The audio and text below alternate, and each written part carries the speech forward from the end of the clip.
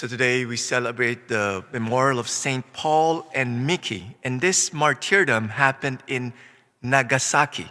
Okay, I'm sure for us we're familiar with this city because during the Second World War, this is the second atomic bomb that was dropped, okay, that killed hundreds and thousands of Japanese people, okay? But 3.5 centuries before, 26 martyrs of Japan were crucified. Okay, they were hanged, like Jesus. They were hung on the cross, and swords were pierced through their heart. So really, in imitation of Jesus. Okay, and so they were crucified on a hill now known as the Holy Mountain, overlooking Nagasaki. So it's like also the mount of where Jesus was crucified, overlooking Jerusalem, right? And among them were priests, brothers, and laymen, Franciscans, Jesuits, and member of the secular Franciscan order. And brother Paul Miki, while hanging on the cross, he was a Jesuit and a native of Japan, preached to the people gathered for the execution. And this is what he said. So I'm getting this from the book Saint of the Day. The sentence of judgment says, "These men came to Japan from the Philippines, but I did not come from any other country. I am a true Japanese.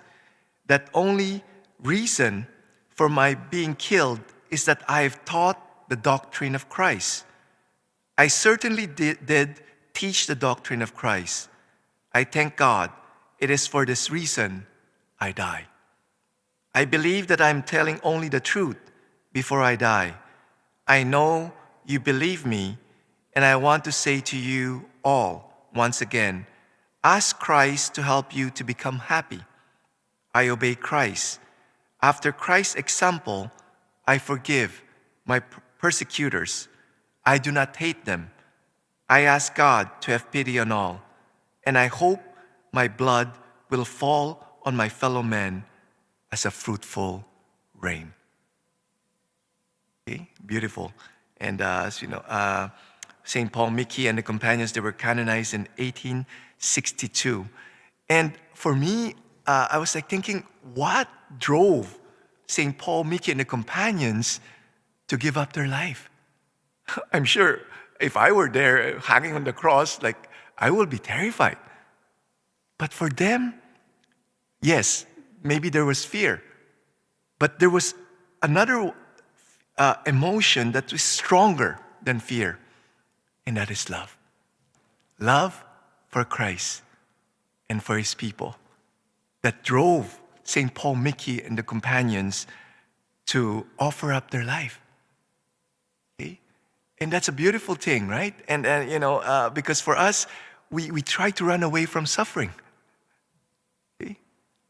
But there's always grace. The Lord is giving us that grace to be able to conform our will to his will despite suffering. And today, as I said, is the first Saturday, and I'd just like to speak about Mary. Mary has a title, Queen of Martyrs. Why is she called Queen of Martyrs? Did she die a martyr's death? No. Okay? But on the cross, when her son is being crucified, she died a martyr's death in her heart. And she was willing to do that because she knew that the death of her son is the will of God. So it's all about conforming our will of God, conforming our will to the will of the Father. Okay? And I would just like to quote from the book, The Imitation of Mary. This is a very good book. And this is what is written here. It's as if Mary is saying this to all of us. She said this, "My child, try to fill your heart with sentiments of full, entire, and perfect conformity to God's will, which rules and disposes of everything for his glory and your salvation. When some afflictions is close to you or already upon you, when it stays with you and even intensifies, or when it is followed by others, repeat frequently to God, 'Lord, not my will, but yours be done. The thought of this divine will was strong in me and gave me comfort in the temple at Jerusalem when Simeon told me Jesus is a sign that will be opposed and you yourself shall be pierced with a sword. Okay? That thought strengthened and comforted me, especially on Calvary, when I saw Jesus nailed to the cross, breathing his last breath there in terrible pain. As my love for him knew no limits, neither did my suffering. But my resignation was as great as my pain and my love. Mary is exhorting us, banish from your soul then, in time of adversity, every thought that cannot be expressed in these few words.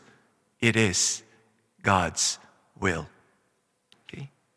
God hates the sin of those who contribute to your sufferings, but he intends to glorify himself through the patience you show in bearing them.